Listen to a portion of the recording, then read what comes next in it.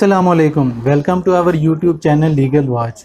इस वक्त हमारे साथ मौजूद हैं जनाब Kokab Iqbal, senior advocate supreme court.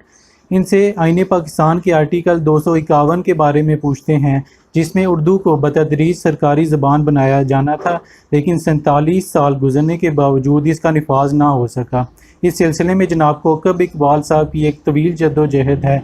इनसे हम इस सिलसिले में अब तक की पेश रफ्त का पूछते हैं। अच्छा जी, बात असल में ये है जनाब के आइन के आर्टिकल 251 1973 का, उसमें तो है ये लिखा ही है। इससे पहले भी जो हमारे आइन बने उनमें भी ये अपना शिक थी कि जनाब उर्दू जो है उसको हमारी सरकारी ज़ुबान बनाया जाएगा, लेकिन ना बन सकी, आज तक ना बन सकी। और उसकी वजह जो बुनियादी है वो ये है कि हमारे यहाँ जो गलबा है वो अंग्रेज़ी ज़ुबान का है, क्योंकि यहाँ अंग्रेज़ जो हैं उनकी हुकूमत रही। जैसे अल्लामा इकबाल ने फरमाया कि दिल तोड़ गई इनका 2 सदियों की ग़ुलामी, और दारू कोई ढूंढ इनकी परेशान नजरी का। तो वो मैंने ये रिट इसलिए पिटिशन की थी सुप्रीम कोर्ट में।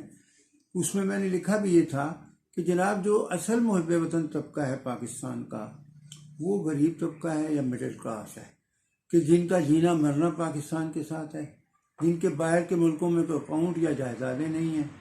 अब वो तबका जो है वो ऊपर नहीं आ सका। आनाने इक़्तिदार जो है, हुकूमत जो है या ब्यूरोक्रेसी जो कुछ भी है, वो उस तबके के हाथ में रही जो कि अंग्रेज़ी दान था।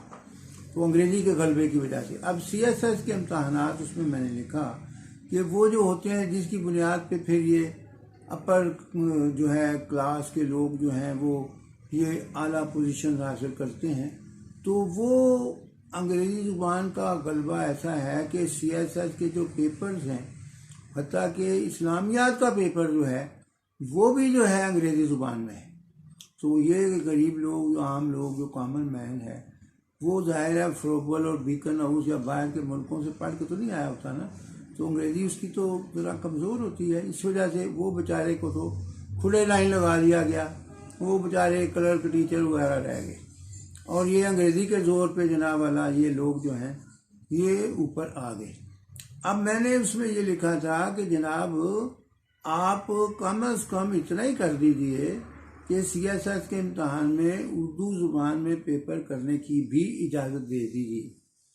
हम कोई अंग्रेज़ी के मुखालिफ नहीं हैं, बल्कि हमारे चीफ जस्टिस जवाद ख्वाजा साहब जो उस वक्त चीफ जस्टिस थे, उन्होंने अपने फैसले में, ये फुल बेंच का फैसला है जिसमें 7 काजी फायरीज़ा और जस्टिस दोस्त मोहम्मद 3 जज थे, तो फैसले में ये लिखा कि we don't want to banish English from Pakistan. हम पाकिस्तान से अंग्रेज़ी ज़ुबान को निकालना नहीं चाहते, because it is the language of international trade and commerce. बैनुल-अक़वामी तजारत वगैरह की ये ज़ुबान है, उसके बगैर गुजारा नहीं है। हम इसको निकालना नहीं चाहते, हम तो सिर्फ ये चाहते हैं कि अपने मुल्क का निज़ाम जो है वो तो अपनी ज़ुबान में चलाओ ना, अपने लोगों के साथ तो बात अपनी ज़ुबान में करो ना, अपने लोगों को जो महरूम ना करो आला पोजीशन से। अब आज तक यही पोजीशन है कि CSS तो है ही, इसके अलावा भी आप कहीं भी किसी अच्छी पोजीशन या नौकरी के लिए जाएंगे तो वहाँ पे जनाब इंटरव्यू भी अंग्रेज़ी में होगा, टेस्ट भी अंग्रेज़ी में होगा, और आपका जो अंग्रेज़ी का है मायार वो देखेंगे कैसा है, उसके मुताबिक वो लेंगे आपको। और बेचारे जो अंग्रेज़ी में प्रोफिशिएंट नहीं है वो रह जाएंगे। ये वजह थी। अब देखें ये केस कितने साल, 2006 में मैंने दायर किया, 2015 8 सितंबर 2015 को ये इसका फैसला हुआ, और इसकी पोजीशन जो है वो कुछ कहने वाली बातें नहीं भी होती। बहरहाल वो ये है कि सुप्रीम कोर्ट में इसकी तारीख ही नहीं लगाते थे। मैं दरख्वास्त देता, री हेयरिंग की चीफ जस्टिस को दरख्वास्त जाती है चेंबर में कि जनाब केस की तारीख जल्दी लगाई जाए, ये वजह वो वजह। वो चीफ जस्टिस उस वक्त के जो थे उस पर लिख देते नो अर्जेंसी, दरख्वास्त खारिज। फिर मैं कमोज को 7-2 बार फिर दरख्वास्त देता, फिर नो अर्जेंसी खारिज, तो केस ही नहीं लगता था। तो वो फिर नासिरुल मुल्क साहब हमारे सुप्रीम कोर्ट के जज साहबान थे, उन साहब थे, उनके पास एक केस मेरा लगा। तो उसमें मैंने कहा सर कि ये ह्यूमन राइट के केसों के बारे में कम अज़ कम ऑर्डर फरमाएं कि इनको कुछ अहमियत दी जाए।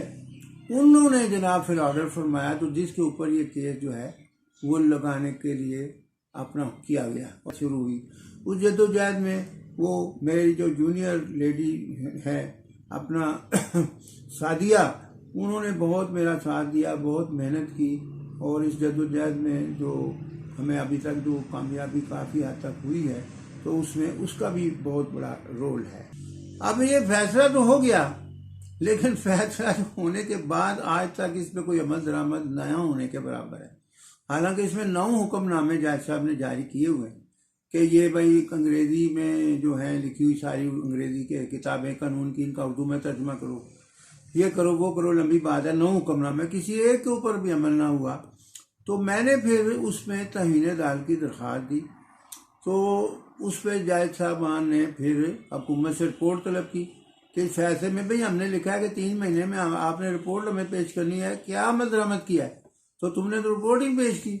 वो हुक्म हुआ तो फिर हुकूमत में की तरफ से इतना बड़ा पलंदा जो कागजों का जवाब दाखिल किया गया कि जनाब ये हम कर रहे हैं, वो कर रहे हैं, वो कर रहे हैं, लेकिन वो सारा कुछ जो था मुख्तर बात या खाली कागजी कार्रवाई थी। अमली तौर पे सूरत हाल वही की वही है। और जैसे वो शायर ने कहा ना, वही हालात हैं, फकीरों के दिन फिरे हैं फ़कत वजीरों के, वो हिसाब है, वही माशरा उसी तरह। उसके बाद फिर मैंने फिर दोबारा कुछ अर्से बाद फिर दोबारा दरख्वास्त दी सुप्रीम कोर्ट में, तो तौहीन दाल की। वो दरख्वास्त अभी तक पड़ी है, उसकी वो तारीख नहीं लगी। और उसकी एक वजह ये भी है कि हमारे मुल्क में बदनसीबी से ये है कि हर चीज़ चोरी कर ली जाती है। अब ये केस मैंने दायर किया और जनाब वाला वो जैसे पंजाबी में कहते हैं पेड़ पखिया नहीं थे मुश्तले आ गए, वो बेशुमार लोग आ गए जनाब। किसी ने ये तंजीम बनाई उर्दू के फ़रोग के लिए, किसी ने वो, उन्होंने आगे तौहीन दाल की दरख्वास्तें देनी शुरू कर दी। मेरे सामने जज साहब ने कहा भाई क्या तौहीन अदालत है भाई, वो कहता है जी वो फलाने ने तकरीर की है अंग्रेजी में। अच्छा अच्छा, खारिज। दूसरा क्या थे भाई, वो जी वो यूनाइटेड नेशन में फलाने ने तकरीर जो है अंग्रेजी में किया, अच्छा खारिज, वो सारी खारिज। मेरी बारी आई, कहते आपका भी यही हाल है।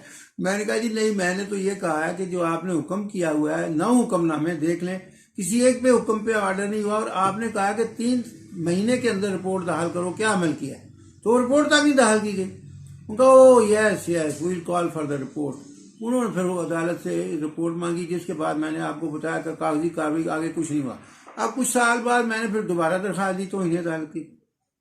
अब वो क्यों नहीं लग रही, वो इसलिए नहीं लग रही कि कराची में भी उर्दू के आशिक बड़े पैदा हो गए हैं। हाँ जी, वो वहाँ किसी वकील साहब ने दरख्वास्त दे दी कि जी फलाने जज साहब जो हैं वो कार्रवाई अंग्रेजी में करते हैं, तौहीन अदालत करते हैं, वो दरख्वास्त दे दी। रूटीन में यहाँ हेडक्वार्टर है, principal seat of the supreme court तो यहाँ है ना, यहाँ से वो फाइल जो मुकदमे की थी वो कराची कॉल कर ली गई। अब वो कराची में पड़ी हुई है।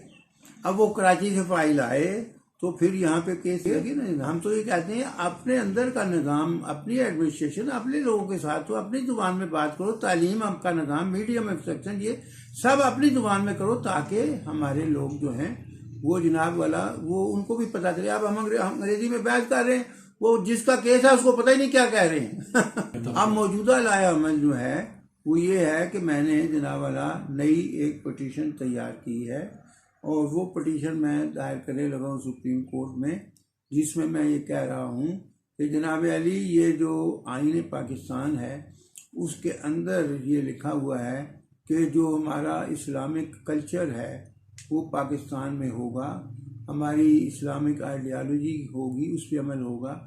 तो ये इसके लिए बड़ा ज़रूरी है कि उर्दू ज़ुबान को फ़रोग़ दिया जाए, और ये फ़ैसला हुआ है इस पर अमल दरामद करवाया जाए।